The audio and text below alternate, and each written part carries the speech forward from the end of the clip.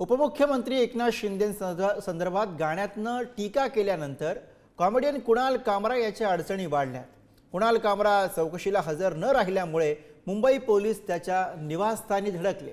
दरम्यान Kunal कामराला third degree आणि शिवसेना स्टाईलनं धडा शिकवण्यावरती शिंदेंची शिवसेना ठाम आहे। बघूयात या संदर्भातला हा स्पेशल रिपोर्ट।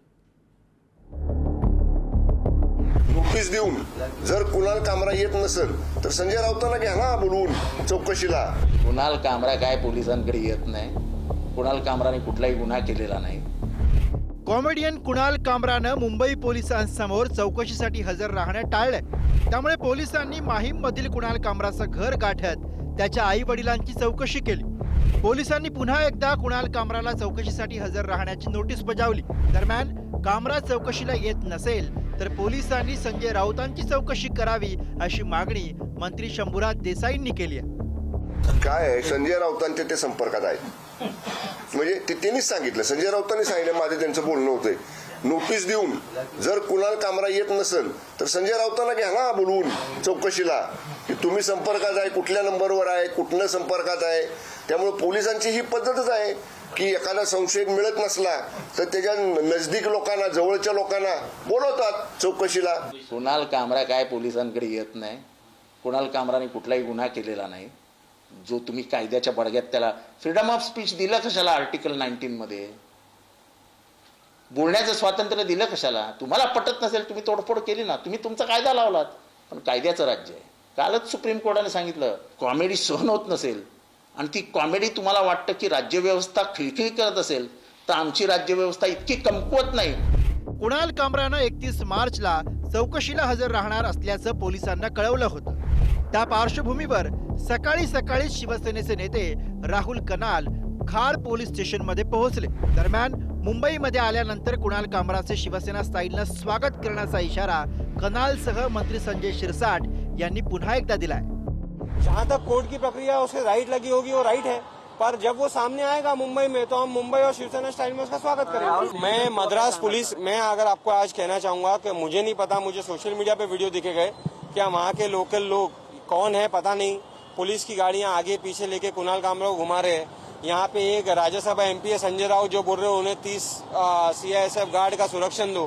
क्या ऐसे लोगों को आप संरक्षण दे रहे हो? कुणाल कामराला येऊ द्या, मुंबईत येऊ द्या। मुंबईमध्ये आल्यानंतर आणखीन काही बडबडायचं असेल तर त्याला बडबडू द्या, पण एक लक्षात ठेवा, हे सरकार त्याला सोडणार नाही।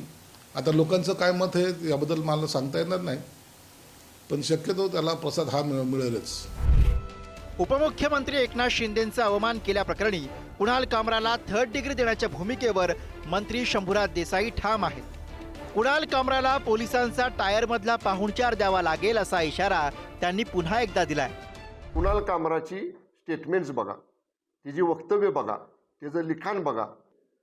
दोन गटांमध्ये, दोन विचारसरणीच्या लोकांच्या मध्ये तेढ निर्माण होऊन अशांतता कशी होईल हा त्याचा प्रत्येक वेळेचा प्रयत्न आहे। सरळ मार्गाने जर त्यानं केलेल्या गोष्टी कबूल केल्या नाहीत तर आता तुम्हाला माहिती आहे की पोलिसांचा टायरमधला पाहुणचार कसा असतो, तो द्यावा लागेल। नक्कीच खरं म्हणजे देवेंद्र फडणवीसांना जर चांगलं काम करायचं असेल तर त्यांनी त्यांच्या मंत्रिमंडळाचे जे सदस्य आहेत त्यांनी कुणाल कामराला ठार मारण्याची धमकी दिली आहे। असा माणूस मंत्रिमंडळात कसा राहू शकतो?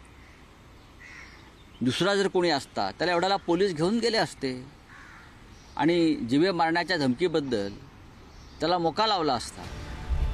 कॉमेडियन कुणाल कामरानं ठाणे की रिक्षा चेहरे पे दाढी हे गाणं कुणाचंही नाव न घेता गायलं, पण त्याचा रोख उपमुख्यमंत्री एकनाथ शिंदेंकडे होता असा दावा करत शिवसैनिकांच्या तक्रारीनंतर त्याच्या विरोधात ठिकठिकाणी गुन्हे दाखल करण्यात आले।